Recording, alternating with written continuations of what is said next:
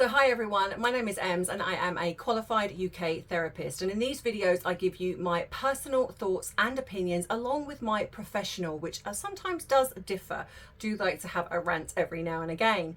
In today's video I'm going to be talking about Harry's recent letter to little Scottish soldiers. I have some very serious thoughts about this letter, some personal and some professional. So if this is the type of video for you where I delve into the body language, behavior using my nearly 20 years experience, then this could be the channel for you. And if that's the case, then maybe you'd like to think about subscribing to this channel and clicking all so you do not miss future uploads. It is free, it does not cost you anything, and you get to then hopefully join in the discussions that we have here in the comments. So that being said, let's dive right in.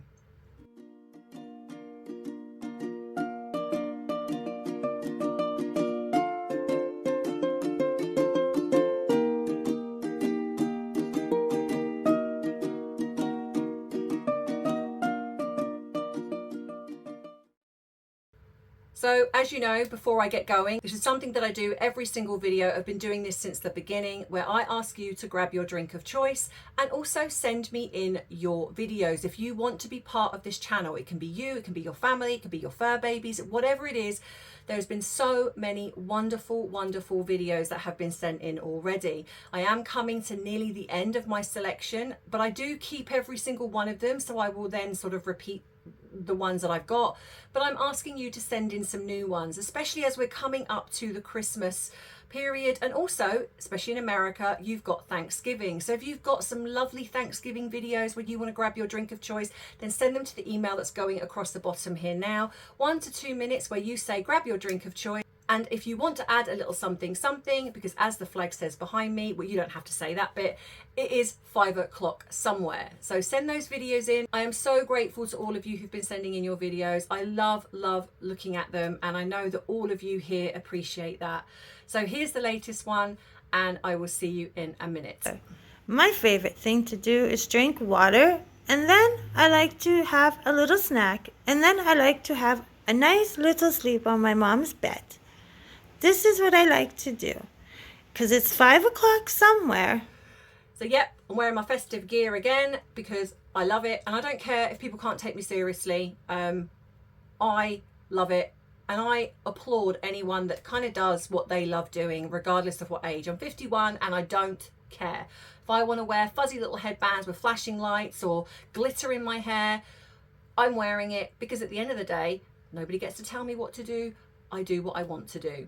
So yeah, this letter that Harry wrote to little Scottish soldiers. So I'm going to just put this up here now, and I'm going to talk about, there's a couple of bits that were highlighted for me, and I just couldn't even I honestly do not know who is advising Harry, if anyone is. It would make me believe that nobody is, because the things that they do, both of them, are just so tone deaf and so utterly ridiculous that it's not even just laughable. It's sad, or it's negligent. So Harry writes this letter, and I'm going to highlight the bit here to show you, and this is what caught my eye. Harry wrote,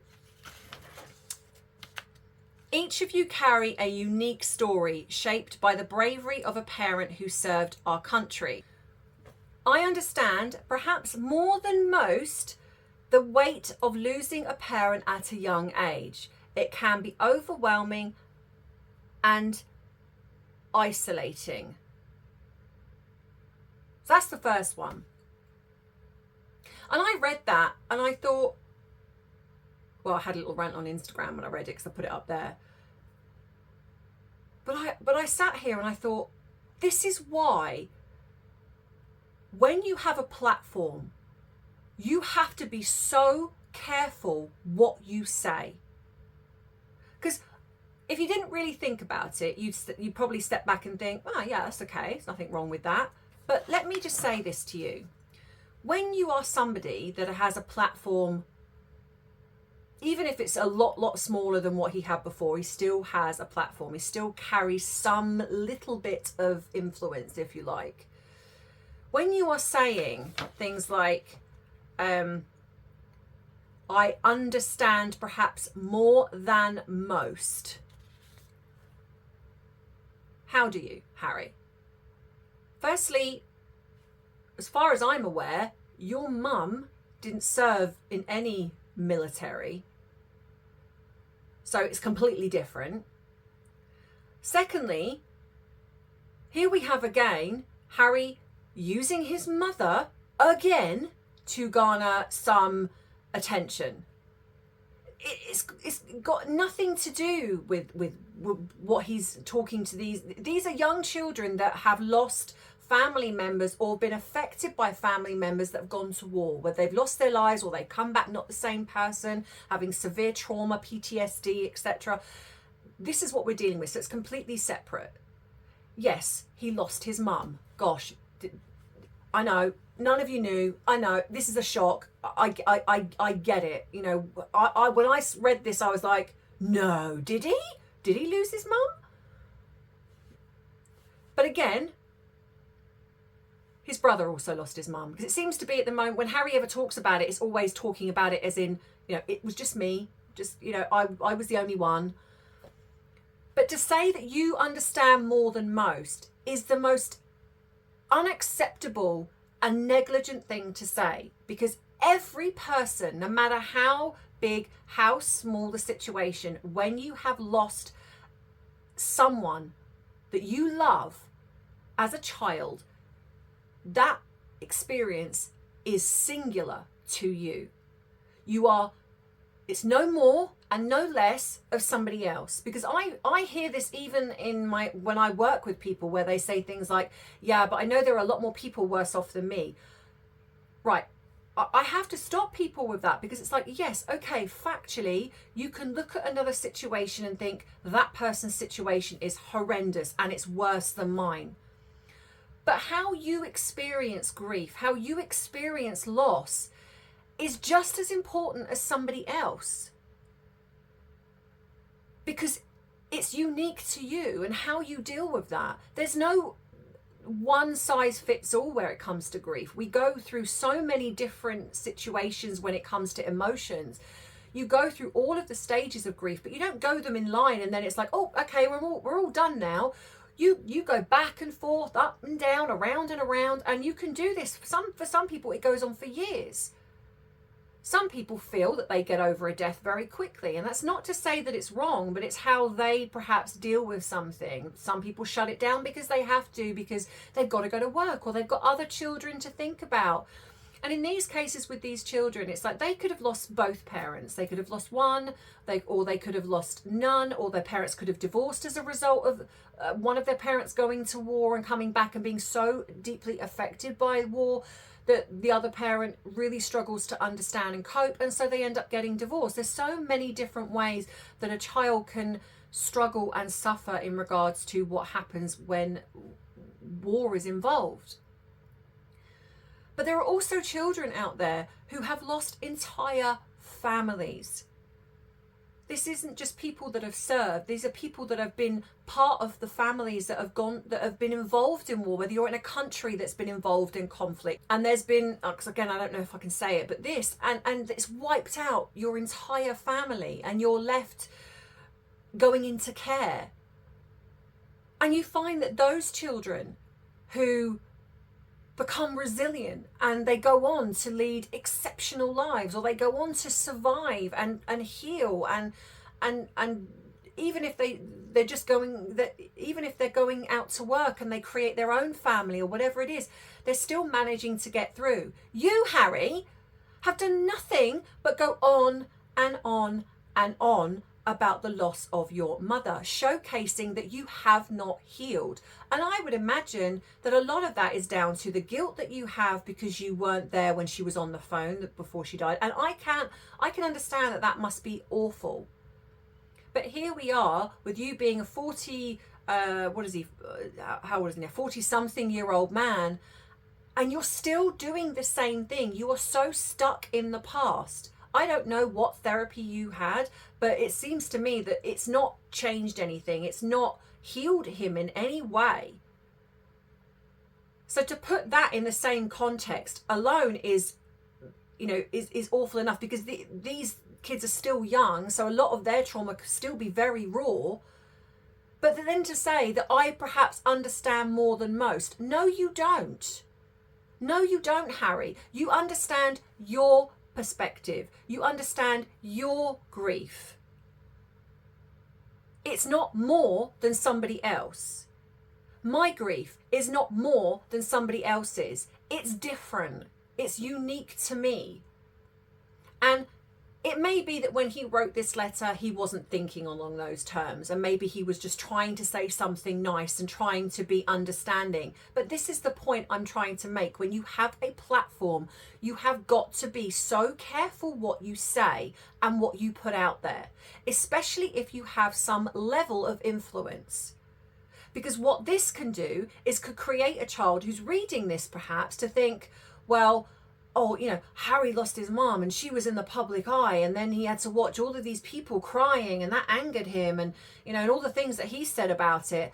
I'm not going through that, so that must mean that my grief isn't as important, so I need to shut that down because I must be really silly thinking and crying over my mum or my dad or my auntie or uncle, my brother or sister or whatever, that's gone into the war and lost their life, or I've been affected in some way. That's not as big as Harry's, or as big as somebody else's, so that must mean that I shouldn't cry, I shouldn't feel upset, I shouldn't feel low, I shouldn't feel depressed, I shouldn't have these dark thoughts that I've got going on. I need to shut that down.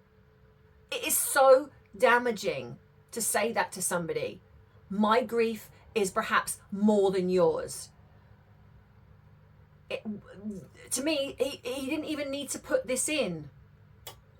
Or even if he just said anything, he could have said, I understand and empathize with grief. Or understand and empathize with the losing a loved one. That's it. If you need to put something in, because obviously, like I say, we've all forgotten about the fact that you lost your mum at a young age, because you don't remind us pretty much daily. Yeah, okay, put something along those lines. But to say I understand more than most, no, you don't, because there are plenty of people. And actually, when I put this up on Instagram, someone did remind me of this actress, and I will and I apologize. I think Mariska, is her name Mariska? Don't know her full name, but I'll put a picture up and her name here. She lost family at a very young age. But do you see her constantly using this as a victim mentality? Do you see her? And she's in the public eye. Okay, fair enough. Her mum wasn't necessarily so much, if you want to look at it that way, as Princess Diana. But it's still losing your mum when you're in the public eye, and you have to learn and you have to, in a sense, deal with that in that moment in a different way. But there are a lot of people that have lost parents, no matter whether it's to do with war or anywhere, and that grief is still allowed. It's still not more than somebody else, but it's allowed. So to say that, to me, is so detrimental to what you're trying to achieve here. And when I was reading it, I was just like, you have absolutely no idea, and this is why you are dangerous, and you should not be anywhere regarding mental health, because the damage you can do to these young children by making silly little statements like this could be exponential. Especially if you've got parents that are reading this and then showcasing it to their children, the parents that, maybe that their loved ones have, because it's not just young ones here, it's also the person, the partner, the sister, the brother, the mum, the dad, that all has a knock-on effect. So if you're in a way saying to somebody, well, yeah, my grief's kind of more than yours, then that can create a person to kind of go, oh, I won't talk about it then. Because if you're, you imagine going to a friend and talking about you losing a loved one, whether it's in war or wherever, and your friend going, yeah, but I lost my mum or my dad or whoever, and it was a bit bigger than yours, so I kind of feel that mine's more important. Can you imagine the damage that could cause to somebody? So before I get into the rant of part of this video, here is the Bubble member shout outs. So if you do not see your name, I do try to add names every so often, but if you do not see your name on there, then please let me know in the comments. and I will go in and add it for the next time. So yeah, so here is the Bubble member shout out. You can fast forward this bit if you're not a member and you don't wish to be a member. It's only like a minute long, and then yeah, you'll get to the rest of the video. Hey everyone, so it is that time where you can now pop out to grab yourself a cuppa while I do the member shout outs.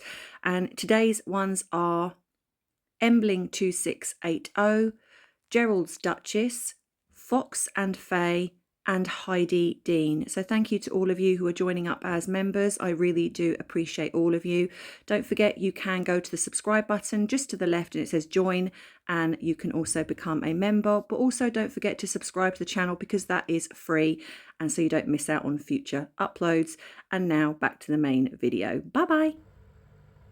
Harry just doesn't think, and that's why when he was around the royal family, I guess they structured this. They stopped him, in a sense, from at least a lot of the time, from making these silly, ridiculous statements that are damaging.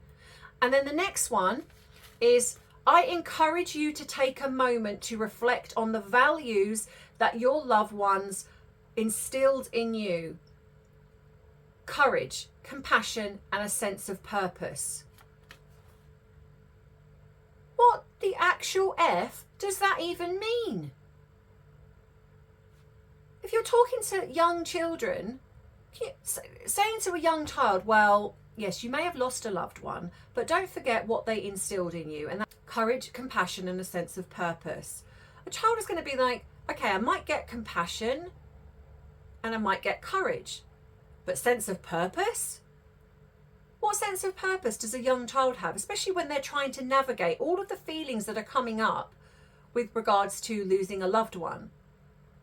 Not only that, we also don't know how that loved one that they've lost was. They might have been the worst parent, because it happens. They might have been abusive even. They may not be somebody that has installed all of those things within a child. They might have installed fear and bedwetting or whatever it is. This assumption that every person that's gone into the military are, I mean, don't get me wrong, fighting for your country, yes, of course, and I understand all that before any people come for me. It's not what I'm talking about. But behind the scenes, that person may not be a good person. We've seen it. We've heard about some of these horrific stories that are in regards to people in the military, that the way they've behaved. So it stands to reason that some of those people have behaved that way in their personal life. So some of these children may have come from broken homes already. So then to say that, in a way, yes, look at what these, if these things that your parents have instilled in you, but what if they haven't? How do you navigate that then? This is such a ridiculous blanket, run-of-the-mill letter, which actually doesn't dig any deeper. It's literally like Harry just doing lip service and then, done my bit now, that's all I need to do, don't worry about it. This runs so much deeper than that. When you're dealing with children, you're not just dealing with the fact that they've lost a loved one, or that they are struggling with a loved one who's come back from war and has, like I say, has got severe PTSD and is struggling to navigate that. Or they've had, and within that, perhaps their whole personality has changed. It happens. But you might also be dealing with the fact that these children have come from a broken home, that perhaps those parents were not great to start with. So they're going to have very confused, mixed feelings, especially if they lose a loved one that they were scared of. There might be a sense of relief within that. And then they start feeling guilty because then they're relieved that their mum or their dad has passed away, because they're being told that they're a hero. And it's almost like then saying, well, your feelings are not going to be right because your mum or your dad died a hero. So that means let's put them on a pedestal, when actually behind the scenes, they might not be that to these children. So they may not have instilled all of those things. And a sense of purpose. What sense of purpose would a child know? I mean, if you're talking to a young adult, okay, maybe. But I don't know about you, but when I was 15, 16, I didn't know whether I was coming or going. One minute I wanted to be an actress, then I wanted to be a vet, until I realised I had to put animals to sleep. And then I was like, no, I don't want to do that so much. Then I went back to wanting to be an actress again. And, you're trying to navigate being a teenager or being a young kid. You know, and then you've got the fact that, like William, where he had to jump into almost being an adult.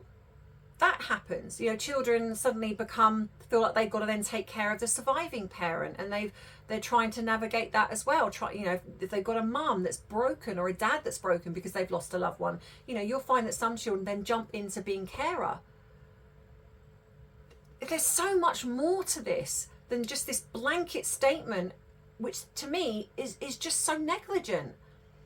And then the fact that he's attached himself to, is it better up or whatever it is, you know, and acting, and then going and doing these chats with these parents, trying to navigate the online safety when you have absolutely no clue. And not only that, you haven't actually worked on yourself. That would be like me being a therapist, not doing any of the training, and just going, do you know what, I'm pretty good at chatting to people, I know I'm going to be a therapist. There are some people still that believe that all a therapist does is just sit, listen, you know, active listening, and just drops in a few little bits here and there and writes notes while you lay on a couch. There is still that stereotype. It is so much more than that. I have to have supervision. I have to have my own counselling at times, because there are things that come up for me. And if I hadn't have done the training where you go into the depths of who you are and work on yourself, all I'd be I'd be triggered left, right and centre. Every time a client come in that had a similar story to mine, my life would be bleeding into theirs. And that's very dangerous. You cannot do that. You have to have the separation. And if there is something, then I take it to supervision and I go, okay, this come up for me, I don't really know why. And then my supervisor will kind of go, right, well, let's look at that. Let's see where this bled into. I cannot be a good therapist to somebody if all I'm doing is being triggered or my own stuff constantly keeps coming up. You have to work on that. So for Harry to even be in this field, working with families, they have the danger of really, really messing up and creating more problems than what there needs to be. Harry has no place in this field because, let's be honest, he wasn't even really a soldier, even though I still constantly see things like, oh, Harry's got every right to talk about this because he served for 10 years. No, he didn't. He might have been in there on paper, but he was called Weekender Harry for a reason, Bunker Harry for a reason. He was protected. He was never at risk. In fact, if anything, he put others at risk, selfishly, because he wanted to play at being soldier. Okay, I'm not saying that maybe he didn't do some good. Perhaps he did. Who knows? But from what I have spoken about, and if you haven't seen my video where I had a chat with one of the sergeants who were in charge of working with Harry, training him as a pilot, then please go and view that. I will add the video at the end. If I can find it, I will add it at the end. So if you haven't seen that, then go and click on that and watch it, because it literally tells you everything you need to know about how not a soldier Harry was. So yeah, so I mean, tell me if you think I'm wrong. If you feel that I'm wrong, I absolutely understand that. But I just feel, especially because I am in this field and I've worked really hard to study, to do my training, years and years, and you still have to do CPD. I still have to do things. You have to constantly keep up. What has Harry done in this field of mental health and working with all these people? All you've done is you're a prince of the UK. You haven't worked, you haven't done anything, you haven't really studied, you even failed at your college and all of those things. You literally have done nothing in the field of mental health to understand how to work with these young children or how to work with families, adults, etc., who've gone through crisis and grief of losing somebody. The only thing you have is that you can relate to a moment when you were 13 where you lost your mum. And a lot of that, I get, is awful, but you still haven't worked through it. So how can you then be telling these other people to, oh, just soldier on and, chin up, think of your purpose? That's the last thing these kids are going to be thinking about. And like I say, it then installs in them, well, I've got to be good for my, if I've lost my mum or my dad, they would want me to be good. So I've got to be good. So let's shut down what I'm feeling because I need to be more positive and need to think about all the courage that sometimes you don't want to feel like you've got courage. Sometimes you don't want to feel even compassionate. You want to be angry. You want to lash out at times. That's part of the grief process. You don't want to be sitting there kind of going, oh, well, I feel really angry and I'm angry at my parent for dying. And even though you know, like as an adult, that these things are understandable to feel that way, for a child, it's you're not going to have that same thought process. You're just going to know that you feel mad. And you're going to take it out on your, the parent that's left behind, and then there comes guilt with that, and it's just such a mixture of things. This is so negligent to me. And again, the media. Oh, Harry, powerful message. Harry. Oh, I just wish that there'll be one journalist that just says, Harry, what the actual F are you talking about? What is wrong with you? Well, how long's a piece of string? Yeah. Anyway, so that's my rant over with. But let me know what you think, as always, in the comments. Don't forget to like and subscribe to the channel if you do not want to miss future uploads. Please check your subscription, because I'm having people telling me they're being unsubscribed, or some people haven't even subscribed, because when I see the comments, I can see that some of you haven't subscribed already. And it's fine if you don't want to, I completely respect that. But if you think you are subscribed but you're not, it is free. So I think some people are also getting confused between that and the membership, thinking that they've got to pay for the subscription. You don't. Clicking on the subscribe button is free of charge. There's no charge. If you want to become a member, then of course there is, but that again is entirely up to you, and it's not necessarily, you do get little extra things as a member, but not, but you don't miss out on these videos. If you, like I say, if you'd like to treat me to a cuppa, the link is in the description box below, or you can click on the yellow icon above the subscribe button. You can also click on that link to take you to Instagram, where you'll go onto my Instagram page, where over the coming weeks you're going to be seeing the details of the Christmas competition going up. So if you want to, and I'll also put that on my community page, so you can see all of the details of what is going to be going up. But to be entered, you must be subscribed to my channel. If you're not subscribed, unfortunately, you will not be entered into the competition. If you don't want to subscribe and you just still want to send me your picture, there will be a collage going up of all the remaining pictures that don't appear in the calendar. That will be going up between Christmas and the New Year. So your doggy or whatever it is, your Christmas picture, will still get showcased on the channel. It just won't be part of the Advent calendar. So I'll put all those details up. And if you'd like to send me something from my Amazon wish list, the link again is in the description box below. I am getting my PO box sorted. So for those of you who have written to me and said, I really want to send you a Christmas card, but I don't know where to send it to, I will be getting a PO box sorted again. I just had issues with my last one. So I will, hopefully in the next coming week or so, that will be sorted. So anyway, I think that's everything. So have a great weekend, guys, whatever you are doing, and I will see you next week in the next video. But as always, I love you, I appreciate you, but most of all, I respect you. Take care. Bye-bye. Mwah.